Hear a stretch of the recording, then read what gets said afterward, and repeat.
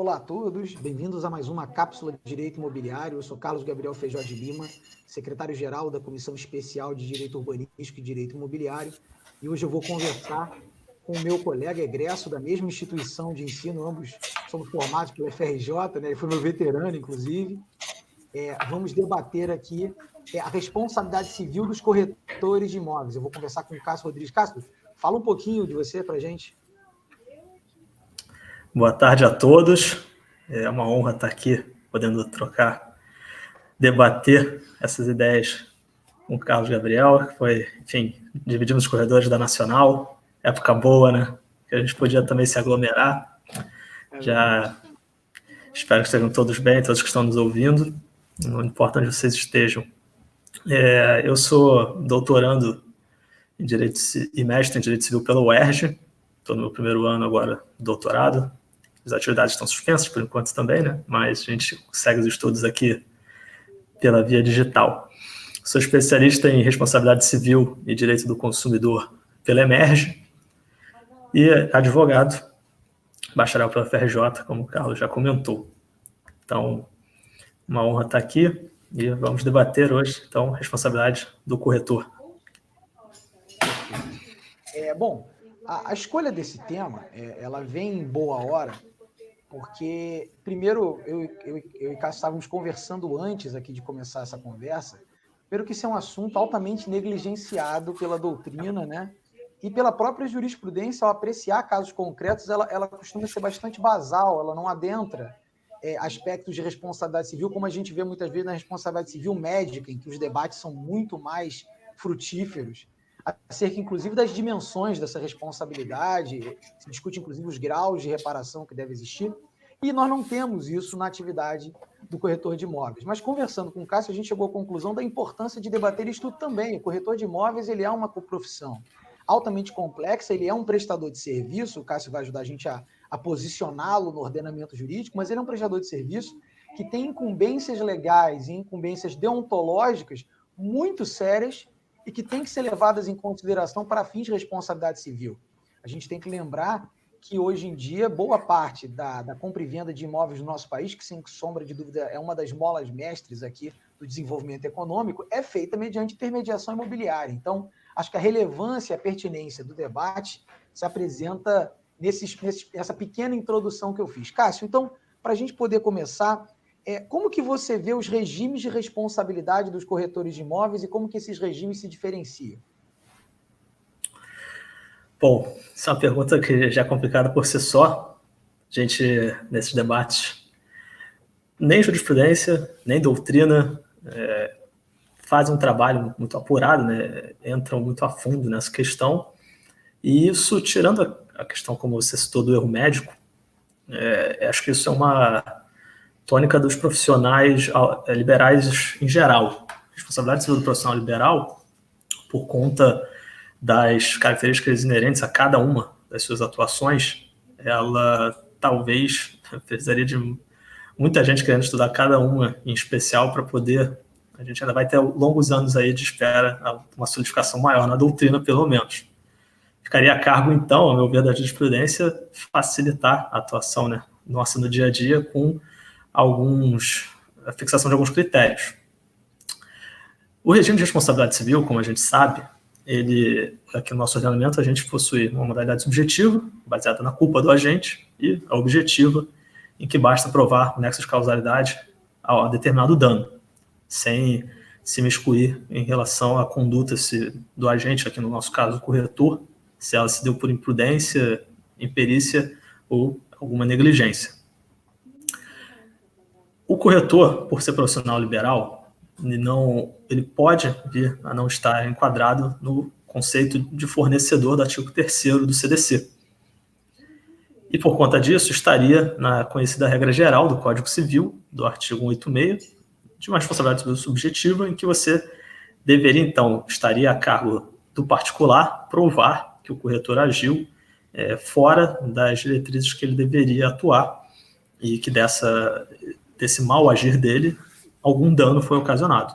Aí seja algum dano, talvez, informacional, um dano com relação à confecção final do negócio, isso a gente vai tratar um pouco mais para frente. O regime objetivo de responsabilidade, e aí a gente falando aqui do CDC, ele próprio no artigo 14, o Código do Consumidor, já coloca uma exceção também prevendo a possibilidade do profissional liberal também ser responsabilizado. Mas aí, o CDC, e aí eu vou ler aqui para a gente, no seu artigo 14, parágrafo 4º, coloca que tem um caput grande, né? O fornecedor de serviços responde independentemente da existência de culpa. Porém, ele excepciona a responsabilidade dos profissionais liberais para dizer que a responsabilidade pessoal dos profissionais liberais será apurada mediante a verificação de culpa. O que isso quer dizer? A meu ver, o corretor que está inserido numa cadeia de serviços, ele pode ter uma bipartição da sua responsabilidade civil. Naquela conduta dele, inerente às atividades iniciais de aproximação e informação do negócio, eu entendo que ele deveria ficar com a responsabilidade subjetiva, porque é a atividade intrínseca à profissão. Ele vai fazer a aproximação, ele vai tirar aquelas dúvidas das partes, e alguma omissão dessa parte inicial que decorra um dano pode vir, então, a ocasionar a responsabilidade dele. A meu ver, deveria ser atrelada à existência ou não de culpa da parte dele. Caso o corretor esteja, então, isso a jurisprudência faz muito, esteja atrelado a alguma PJ, alguma administradora ou imobiliária, e esteja exercendo além dessas atividades de mera aproximação, atividades que vão além, como até mesmo o eventual do dígito de documentos, que isso, a meu ver, também deveria ficar aí a cargo meu e seu, isso estaria já dentro da nossa profissão jurídica. Isso é até importante em alguns julgados que eu vi, a gente diz isso mais para frente também, volta a esse ponto. A meu ver, caso o corretor já esteja, então, inserido nessa cadeia, exercendo diversas etapas do processo de assessoramento imobiliário que fogem à aproximação inicial, ele já pode ser enquadrado como um daqueles sujeitos que o caput do artigo 14 coloca para receber, então, esse decréscimo na sua responsabilidade, poder, nos seus elementos de comprovação de responsabilidade, poder ser responsabilizado objetivamente, porque aí ele já estaria caracterizado como fornecedor, exercendo uma atividade habitual num mercado específico, numa cadeia de fornecimento de serviço, né, dizendo. Então, para sintetizar aqui, o CDC, a gente tem a responsabilidade objetiva como regra, mas há previsão específica de que o profissional liberal pode ser responsabilizado por culpa. O profissional liberal que presta um serviço, por causa do artigo 14, parágrafo 4º. Contudo, se esse profissional liberal estiver, então, dentro dessa cadeia de fornecimento, e como isso é configurado na prática, né? Está contratado pela imobiliária, tem, enfim, contratado seja por PJ ou na própria pessoa física, já dentro dos quadros de funcionários daquela imobiliária ou daquela administradora, isso já o coloca na qualidade de prestador do serviço, e o serviço aqui ele vai ser lido como a compra e venda global, não apenas aquela atividade inicial da intermediação, que é a clássica da corretagem. Então, nessa etapa aqui, nesse exemplo, nessa hipótese, ele então poderia vir a ser responsabilizado objetivamente. Diferentemente... A imobiliária, imobiliária, solidariamente. Lógico, isso. Então, além disso, o regime do Código Civil, que aí a gente estaria falando aqui de corretores autônomos, particulares, que talvez não estejam fornecendo serviço dentro de uma estrutura maior, como de uma imobiliária, às vezes eu tenho um imóvel, quero contratar alguém para fazer isso, achar negócios para mim, para vender meu imóvel de praia, algo do tipo. Eu, mero particular, não sou fornecedor de serviços. Esse meu corretor, então, ele vai atuar com os requisitos do artigo 723 do Código Civil num regime de responsabilidade subjetiva, porque eu não está atuando aqui em nenhuma estrutura vinculado a nenhuma cadeia de fornecedores ou de fornecimento de serviço. Apenas há esse contrato básico em que a gente vai ter que buscar a eventual culpa dele se algum dano surgir, ou seja, para o comitente, né, para quem pediu o serviço deles, ou para o comprador, que é a maioria dos casos que a gente se depara no judiciário. Legal. E é interessante isso que você está colocando, Cássio, porque nós vivemos no mercado imobiliário, especialmente da intermediação imobiliária, né, da corretagem imobiliária. Nós tivemos uma alteração em 2015, né, que foi introduzida pela Lei 13.097 de 2015, que altera a 6.530, que é a lei que trata, né, do corretor de imóveis, né, da regulamentação da classe do corretor de imóveis, e ela traz no ordenamento jurídico a figura do que eles denominam do corretor associado, corretor de imóveis associado, que é um corretor que presta serviços em cooperação com aquela imobiliária, se serve da estrutura daquela imobiliária para servir o serviço, e é isso, esse cenário que você apresentou se torna altamente complexo de definição, inclusive, né, da gente entender aonde que esse, por exemplo, corretor associado, que não é um funcionário da imobiliária, aonde que ele se situa. E aí, bom, falando do corretor de imóveis, você acho que esclareceu muito bem essa ideia dessa divisão de responsabilidade no Código de Defesa do Consumidor, em que o corretor, se compreendido como aquele profissional autônomo que presta o serviço, ele goza vamos chamar de uma prerrogativa de ter a sua culpa comprovada no procedimento.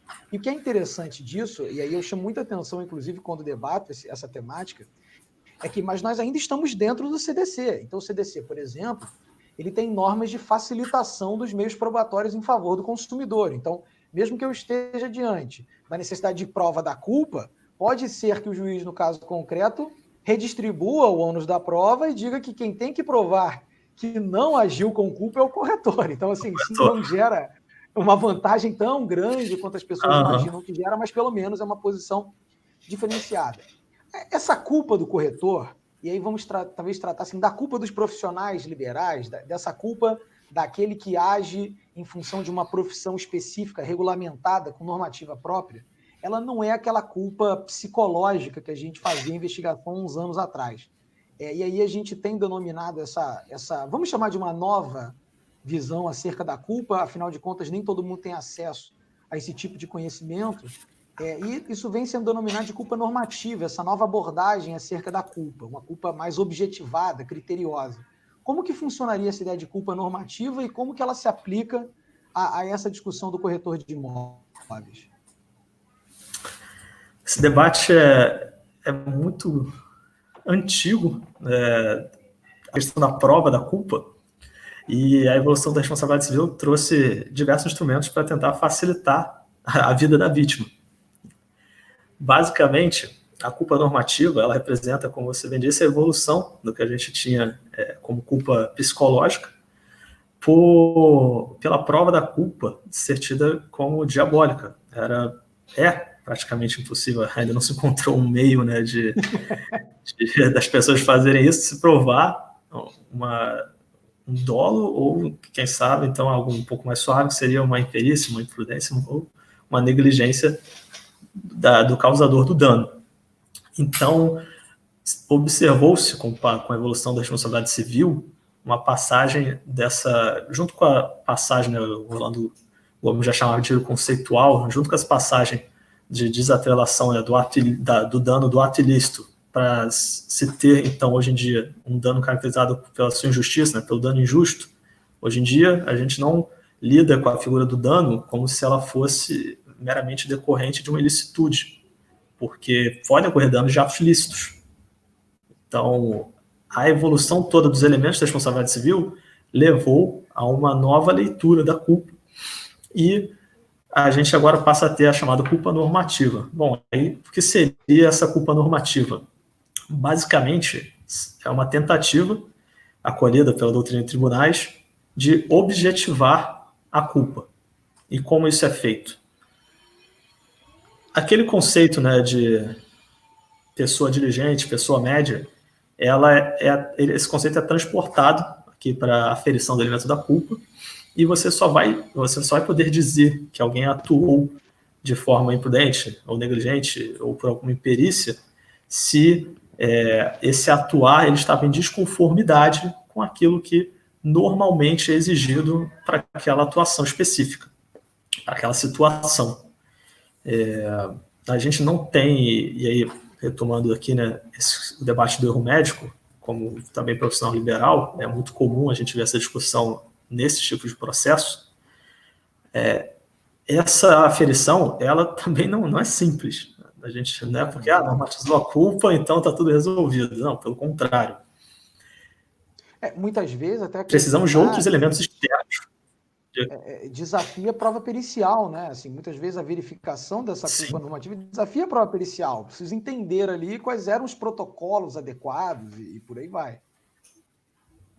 Precisamente. A gente precisa de outros elementos externos, necessita de um perito, uma prova testemunhal, o que quer que seja. Aí cada processo vai ter suas dinâmicas, né? Para podermos dizer que aquele atuar fugiu além do que se espera da atuação de determinado profissional. Óbvio que nós teremos, tomando a ideia de corretor médio, aqui no nosso caso, ou de um médico médio, a gente tem aqui uma grande ideia, talvez no âmbito de critérios possíveis, do que é um atuar com prudência, sem negligência e com perícia, para tentar traçar aquele caminho inverso. No caso do médico, muitas das vezes isso é utilizado para talvez, aquele tratamento era conhecido, aquele tratamento era o mais indicado. Então, o corretor, tal como o médico, ele possui a obrigação de meio, a obrigação dele não é de resultado, isso é importante destacar. Então, o seu atuar, o seu atuar com culpa ou não, ele não vai estar atrelado a êxito da negociação, como o do médico não está atrelado a êxito do tratamento. A gente precisa de parâmetros objetivos, de elementos que nos permitam dizer, nesse caso aqui, esse médico não agiu com culpa, ele não foi negligente, ele aplicou os remédios necessários para aquele tratamento do paciente, ou ele fez aquela cirurgia da forma adequada, como a boa técnica médica diz, então ele não foi imperito. Corretor, a mesma coisa. O corretor aqui, ele atuou com clareza, ele prestou todas as informações que deveria prestar e que, mais importante, que ele tinha conhecimento, então não atuou aqui de uma forma negligente. Ou então, analisou bem determinada certidão, não atuou com imperícia. Esses elementos, o caso concreto vai revelar, mas a normatização da culpa, e aqui a normatização da culpa do corretor, ela vai passar necessariamente por uma análise criteriosa de parâmetros objetivos do que seria uma atuação padrão, que seria uma atuação esperada, melhor dizendo, pelo ordenamento daquele profissional. E, como você bem citou, a legislação que regulamenta a atuação do corretor, o primeiro requisito ele tem que ter a formação básica, né, de corretor para poder atuar, conseguir a licença dele. Isso você já vai presumir uma certa perícia, obviamente. Agora, você não vai exigir aqui também que ele tenha esforços hercúleos ou que fujam à necessidade daquele caso, que eventualmente, se a negociação não deu certo, ou se às vezes o próprio comprador, né, o próprio vendedor, que como comitente aqui pediu os serviços dele, deixou de informar alguma coisa, o que se espera é que o corretor corra atrás dessa informação para repassar ao possível comprador e tentar ainda mais aproximar que as partes cheguem à confecção final do negócio. Então, o que eu queria falar sobre culpa normativa era basicamente isso. Ela, hoje em dia, o elemento da culpa para aferição de responsabilidade civil, ela é tida como uma objetivação maior. E como isso se dá? Em busca de parâmetros objetivos que você possa dar uma segurança para o julgador para dizer, nesses casos, a atuação do corretor ela tem que se dar dessa forma. Uma forma que a gente até já debate há um tempo, né, seria talvez traçar um paralelo com as condições, né, com as determinações éticas que o Código de Ética dos corretores impõe. Lá no seu artigo 4º, tem diversos itens que falam, olha, o corretor tem que atuar com destreza, tem que atuar com eficiência, com celeridade, enfim, tem diversos normas, não pode praticar concorrência desleal. Isso tudo ajuda, mas notem que não é um elemento que defina. Vai ser só um auxílio ao julgador para traçar esses parâmetros objetivos que vão vir a ser construídos. Até hoje, a gente não tem, tirando os parâmetros que a lei coloca, os requisitos que a lei coloca, que a gente pode ver na sequência, a gente não tem elementos assim que nos deem uma certa segurança para dizer que, em determinado caso, a prudência tem que ser X ou Y. Vai um pouco da experiência comum dos outros casos e da atuação do mercado, do dia a dia, o que se espera de um profissional de corretagem diligente. Legal. Cássio, ainda dentro dessa questão da culpa normativa, eu queria tentar aprofundar com você um pouco mais acho que uma dúvida que todos nós acabamos tendo, que é a ideia do seguinte: você colocou muito bem, muito preciso, de que a construção da culpa normativa ela é baseada na observação de um comportamento esperável, né? E que, na verdade, é uma lógica que está permeando o nosso Código Civil em quase todos os seus aspectos, né? Inclusive, quando se fala em boa-fé objetiva, uma das dimensões da boa-fé objetiva é exatamente essa expectativa legítima de algo que parta do outro contratante.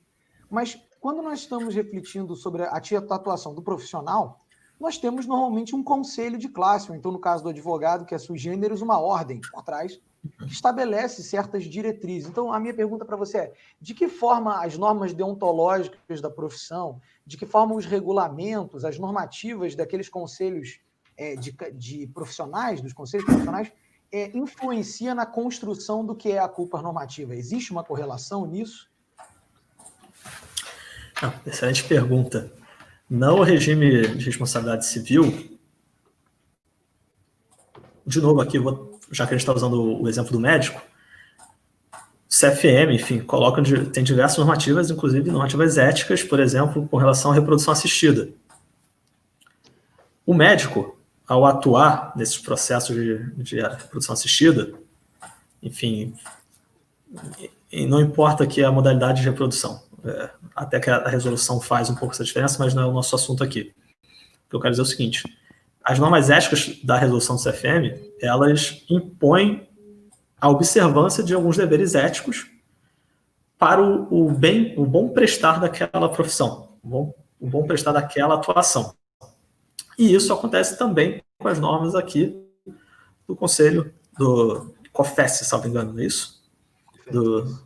Dos corretores. As normas deontológicas, elas devem sim, ao meu entender, devem sim ser utilizadas para a construção do que seria o bom prestar do serviço de corretagem.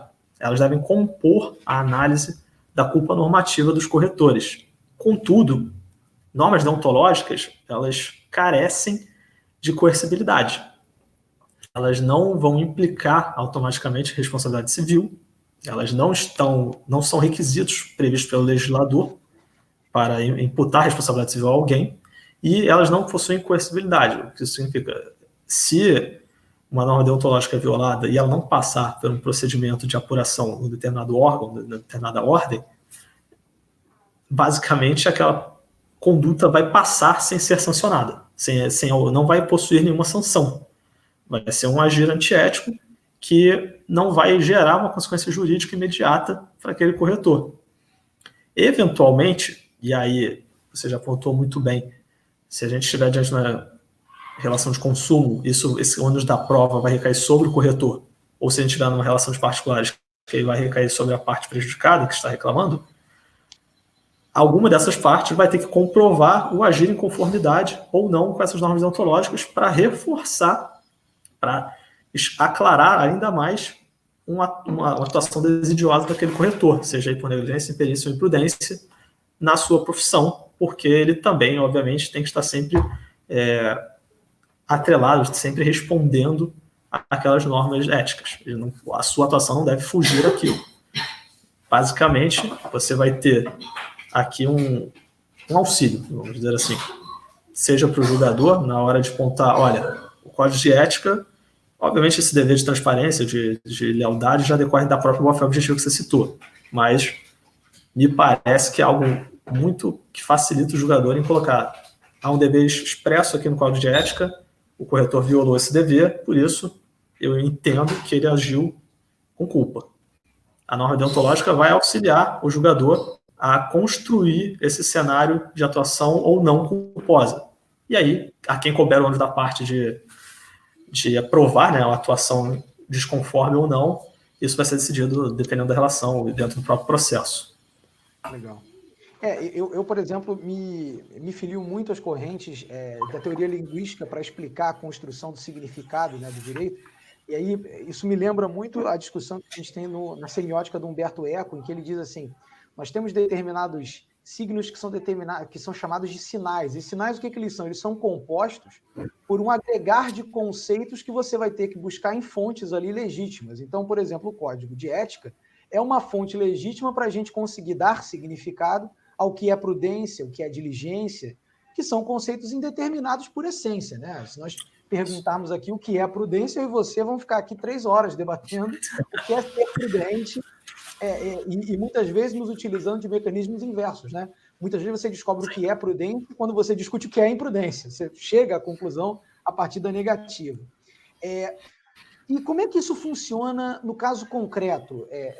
Por exemplo, um determinado corretor, um debate que nós temos muito interessante nessa seara da corretagem, e aí eu chamo a atenção, até abrir aqui o código de ética da profissão do corretor de imóveis, tem três grandes obrigações dentro do código de ética que me chamam muito a atenção. A primeira é: o corretor deverá inteirar-se de todas as circunstâncias do negócio antes de oferecer. Ou seja, uma obrigação complexa, né? Não é uma coisa simples. 2, ao oferecer um negócio, apresentar dados rigorosamente certos, nunca omitindo detalhes que o depreciem, informando ao cliente os riscos e demais circunstâncias que possam comprometer o negócio. E uma outra que eu anotei aqui: a recusar a transação que saiba ser ilegal, injusta ou imoral. Ou seja, como você colocou muito bem, a própria norma deontológica que deveria nos dar mais dicas, ela cria outros problemas, porque ela trata como conceitos de injustiça, imoralidade e por aí vai. Nós temos um caso muito interessante, que é o caso do suicídio. Eu acho que todo mundo já lidou com um caso semelhante, tem inclusive precedentes no TJ, de um corretor de imóveis que, ao vender um imóvel, não avisa ao comprador que ocorrera um suicídio no edifício, ou ali naquela determinada unidade autônoma. E meses depois, isso é descoberto por quem comprou, e essa pessoa então se insurge, fala: não, eu não quero mais a compra, porque eu me recuso a morar num lugar onde aconteceu um suicídio, isso aí tem uma energia ruim. E aí a pergunta é: este corretor agiu fora das normas? Ou seja, ele foi de alguma maneira, vamos até extrapolar para uma conduta dolosa, ou seja, ele omitiu com o intuito de levar aquela compra? E aí nós poderíamos caracterizar a culpa. Até que ponto, como é que nos casos concretos nós podemos usar a culpa normativa para tentar solucionar? Não precisa da solução para esse caso, tá? Esse caso é muito polêmico e depende de muita coisa, claro, mas como é que a gente pode utilizar esse conceito de culpa normativa para solucionar questões de responsabilidade civil do corretor de imóveis?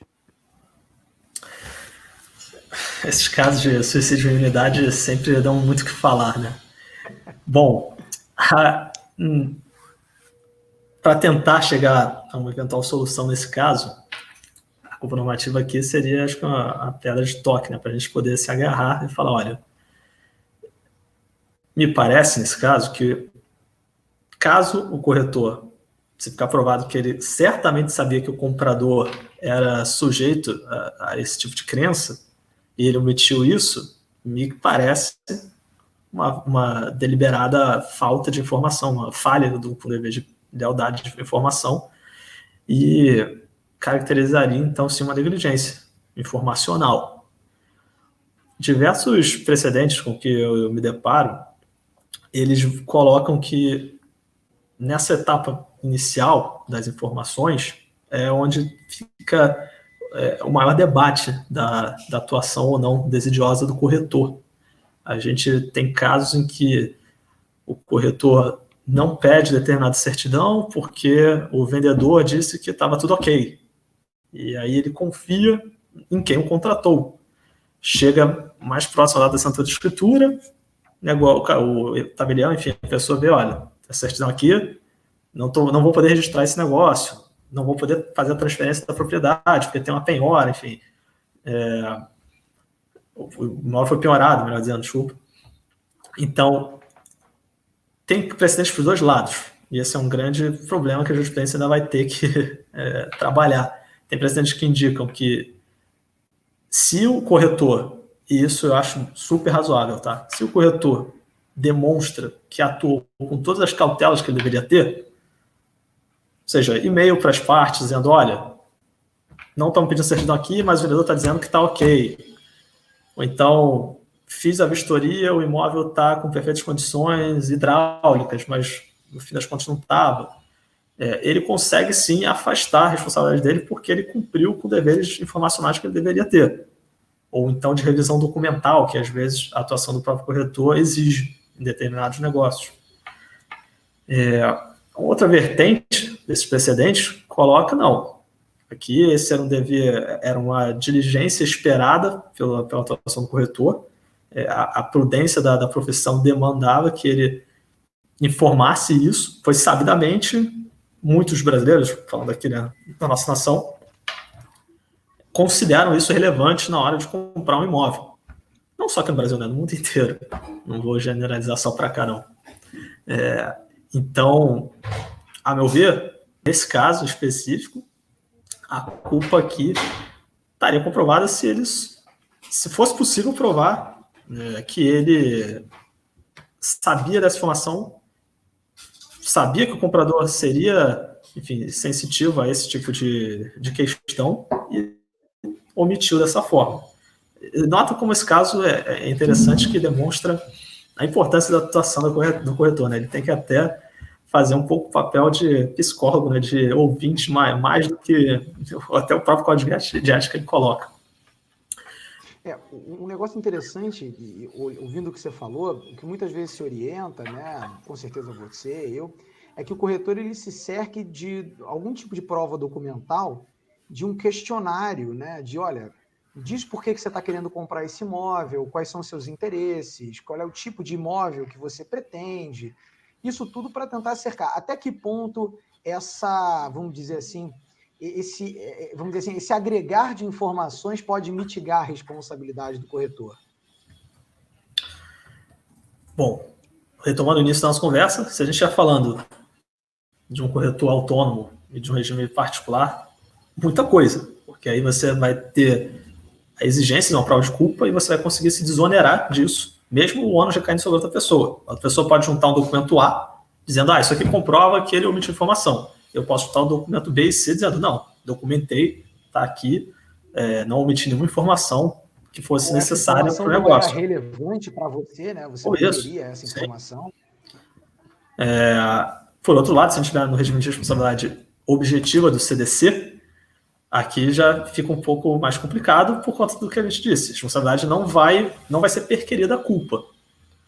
Então, para dizer se vai ter responsabilidade ou não, para aqueles corretores que estão atrelados, que são empregados, enfim, de determinadas imobiliárias, etc., isso pode não retirar-lhes a responsabilidade. Contudo, muitos tribunais levam em conta uma atuação proba, uma atuação com diligência alta e a comprovação disso para imputar ou um grau de responsabilidade ou indenizações menores. A gente sabe que tem diversos casos em que, olha, o dano ocorreu, mas aqui a atuação da outra parte leva a mitigar alguma coisa.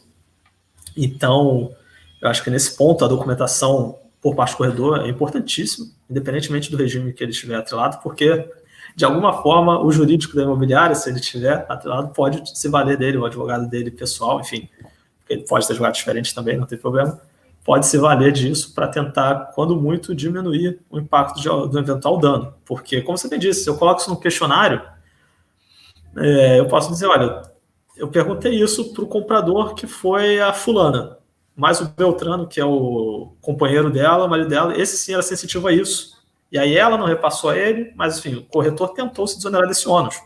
Então, essa documentação pode vir a calhar para dizer, olha, eu aqui atuei com toda a prudência que me é exigida. O artigo 723 do Código Civil, que é o que fala especificamente dos deveres do corretor, ele coloca 3 deveres essenciais, que são prudência, diligência e informação. E que se o corretor viola esses deveres, ele pode ser responsabilizado pelas perdas e danos que vierem a decorrer da não concretização desse negócio. Então, se eu comprovo que eu atuei e aí documentalmente, que é a nossa principal forma de prova aqui no direito brasileiro, se eu comprovo que eu atuei com toda a diligência possível, corri atrás de todas as informações do imóvel, inclusive do histórico do imóvel, para saber dessa informação. E atuei com a prudência de pensar, olha, será que talvez o comprador vai se incomodar com essa informação? Perguntei, demonstrei que, olha, o histórico do imóvel é esse. Diversos precedentes falam que, inclusive, é dever do corretor, é uma cautela que se espera dele, isso é importante na atuação desse profissional, que ele informe, como você bem pontuou também no Código de Ética, que ele informe tudo que for relevante, mesmo que isso impacte em depreciação do preço do imóvel que quem o contratou não esperava. Isso é bem complicado, porque nenhum corretor quer jogar contra o contratante, mas, do outro lado, para também tentar se cercar de responsabilidade, essa é uma prudência que cabe ser adotada por ele, prestar essas informações, porque os tribunais têm entendido dessa forma. Mesmo que isso vá baixar um pouco o preço, ou leve, eventualmente, ao eventual comprador a desistir da negociação, a atuação do corretor impõe que ele assim o faça. Perfeito.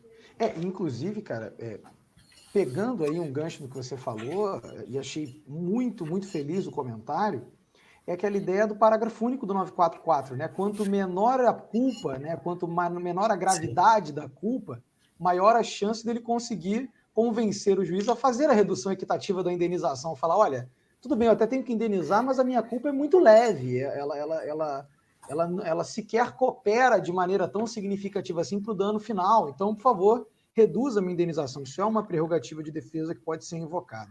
Cássio, já passamos até aqui um pouquinho, né, daquele tempo. Eu vou, para a gente poder encerrar aqui, eu queria te passar a palavra para considerações finais. Obrigado. Agradecer novamente a possibilidade de participar aqui com as cápsulas. Trabalho belíssimo da UABRJ. Bom, além da sua ressalva já de documentação ao extremo, que isso é sempre importante para auxiliar tanto... Exagerada, né? Exagerada. É isso. Vai auxiliar tanto os corretores quanto os advogados deles, para poder preparar uma melhor defesa. É importante estar sempre ciente de histórico dos negócios. A gente está falando aqui do corretor imobiliário, mas poderia estar falando de um corretor de automóvel, de uma venda de automóvel, qualquer outra questão. Aqui eu estou falando já da corretagem geral, do contrato que está no Código Civil, de saber informações do negócio, porque do bem que está sendo negociado principalmente, diversos são os casos em que a metragem era um pouco menor do que foi ofertado, que a publicidade, responsabilizando o corretor por termos da publicidade, apesar dele só atuar na fase inicial de toda essa cadeia de fornecimento de serviço, quando ele está atrelado, né, à eventual administradora imobiliária. Então, é de extrema importância ele estar sempre antenado com as informações, porque às vezes isso muda.